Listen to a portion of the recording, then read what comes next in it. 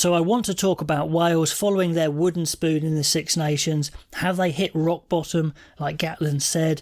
Or is there hope in the summer? Let's talk about a possible team they might field in the summer, because I don't think it's quite as dire as some make it out to be. I think there is some hope there and some mitigating circumstances. And looking at the results, we know those first two games were really, really close and they gave some hope, and then it fell away in the final three rounds. Ireland put them away really easily. France ran away from them, and of course Italy dominated them for a lot of that game. The scoreboard maybe doesn't quite reflect how good Italy were. And then after the Six Nations, it got pretty strange, with Warren Gatland offering his resignation to the WRU CEO, who rejected it with some colourful language. And it was really, really interesting that Gatland would do that, because I know it's 7 straight losses, but there are a lot of young players in this team. They could have had 2 wins straight away. So why did he do it? Was he embarrassed by the performance? Did he think he'd made too many mistakes and really he thought he should be sacked or have his resignation accepted? I don't know. Was he showing the Welsh public that he really cares? Or did maybe deep down he want a little way out and he thought, actually, maybe I can't turn this around? I don't know. It's a really weird one. I'm not sure why Gatland did it. He says what he feels a lot of the time, and maybe he just did that. He was just disappointed and he was just reacting and kind of lashing out a little bit. I don't know. And yes, Wales did end up with a wooden spoon, but there was some logic saying that Wales were going to struggle in this Six Nations. I mean, the list of names that were unavailable to them are massive. Thomas Francis has gone to Pro D2, and at the moment he's not eligible, although that could change, and I'll come to that in a minute. Dewey Lake would definitely been in there as one of the 2 hookers. Jack Morgan, captain fantastic of the World Cup, he was injured. Massive miss for Wales there. I should have mentioned him in my Little Lions video in the last one, actually. Talupe Faletau, yes, I think he's about 33, but he would have been really good. They could have done with that experience, even though Wainwright did pretty well, but he was out. The youngster they think could be a second row, back row, really useful, Chris Schwinzer. He was out. Now, they did start with James Botham at 6 in that first game. He scored a try in that comeback against Scotland, but then he got injured, so that was another blow. And of course, the massive shoes to fill of fly half Dan Biggar, which Costello and Lloyd didn't really do. That was a huge void there, not filled. Anscombe's injured. He signed for Gloucester in 24-25, so he could be back and maybe available for the summer. That's interesting, but he wasn't available. Rhys Patchell, we know, has gone to Super Rugby. He will need to return to Wales because it's only got 22 caps. And I know pretty much everyone thinks that Wales should scrap this 25 cap rule, so that's another one there. 22 caps, he's under it. And of course, just hours before Gatland announced his squad for the Six Nations, Lewis Rees-Zammit said, "I am off to fulfil my dream of being an NFL player." That's interesting, but he could be back maybe fairly soon. Would he be welcome back? I don't know, but he could be back, but he had gone. Then other guys that were unwanted, Rhys Carey, the big loose head, is now going to be leaving Wales, going to Saracens, and he's under the 25 cap rule, so it looks like he's gone.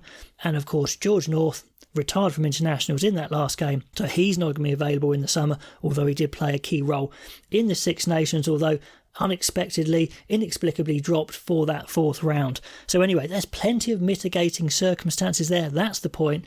From a team who has a small player pool anyway, they were gutted of experienced talent as well, and they just had to chuck these youngsters in at the deep end. Now, as I've been saying in this Six Nations, it probably was a year or two too early for these guys, but Gatland has to try and rebuild. He's only just started, so again, it's weird that he's offered his resignation because he's on this rebuild programme. Maybe the most disappointing thing about the Welsh campaign was the first half in round 1 and the first half in round 5. Probably the 2 most insipid halves of rugby I've seen from Wales. They were embarrassing, but they came back strong in both those games, particularly against Scotland, and Wales finished pretty hard in the end of that Italy game. When Grady came on, it picked up a lot. So even though they had some really poor halves, they tended to pick it up after that. And then England v Wales, they had that momentum after the near Scottish comeback, and they were ahead 14-5 at the break in Twickenham. And Alex Mann scored a try. It was a great team try. We had that George Ford conversion, charge down incident, but England did claw their way back. So that was narrow, but it could easily have been 2 wins from 2. So like I mentioned, there are a few positives there. It's maybe not quite as bad as you think considering the players they had. Let's look ahead to the summer And my ongoing joke about the Welsh fixture organiser, however it's done, I don't know. I joke that they're really sadistic because Wales just never get given a couple of easy games to ease into a summer series or an autumn series. It's always super, super hard. So, Wales do well to win some of these games normally, but it's going to be a tough ask here because they've got South Africa at Twickenham, so they're not even at home in the Principality because I think there's concerts going on or something like that. So that's not going to help. And they're the world champions, although it'll be their first game back, but goodness me, they're going to want to put on a show being defending world champions. So that seems super tough. So no chance to warm up before that.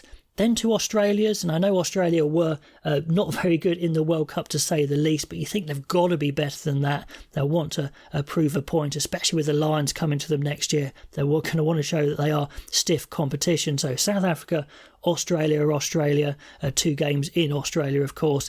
Then there is a game at the end where they could try and experiment with players, and they probably could have done with that sort of thing at the beginning, or maybe before the Australia test, I don't know, but it's super tough again. What could they do? Could they bring back Thomas Francis from France to anchor that scrum at tight head? I think they probably need to because their scrum didn't look particularly good. So if that's possible, I'd say bring him back, maybe just for the year, whilst they bed in some other players, I don't know, but that would be interesting. Let me know if you think that's feasible. Other players that could be back or should be back, like I said, Dewey Lake, Jack Morgan, Christ Swinzer, Talupe Faletau, maybe Gareth Anscombe will be fit. Maybe, Lewis Zamet has come back, I don't know. But he could still continue to develop back rowers like Alex Mann, Mackenzie Martin, but there's going to be more cover there. He doesn't have to chuck them in quite at the deep end. And our sponsor, Lifting Giants, is still offering 20% off their ergonomic lifting blocks till the end of this week. If you want to get hold of a pair, the time is running out, but it's RugbyAnalyst 20 and the links are all below. Anyway, let's have a look at it. What sort of team could Gatland put out against South Africa and Twickenham? And I think there is a stronger team that he could put out. So let's say Gareth Thomas, Elliot Dee or Dewey Lake, or a combination of the two. Thomas Francis anchoring the scrum at tight head. Then Dafford Jenkins alongside Will Rowlands, who was the best, I think, second row they had available in this Six Nations, but they kept playing Beard. Is Beard really up to it? I know he's good in the maul, but he doesn't offer a lot else.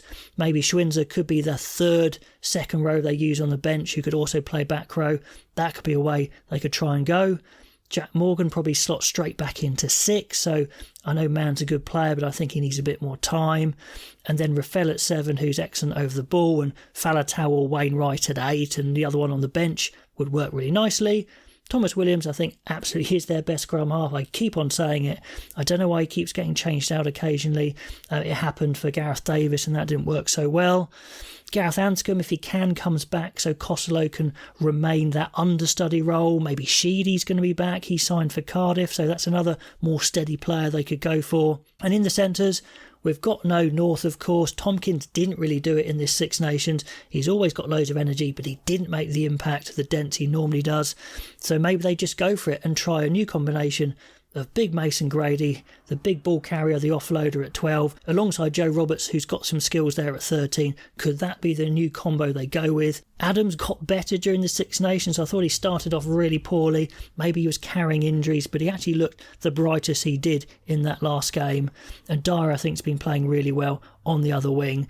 Did I get carried away saying he'd get in the Lions team? Maybe, I don't know, but I thought he was a shining light for Wales.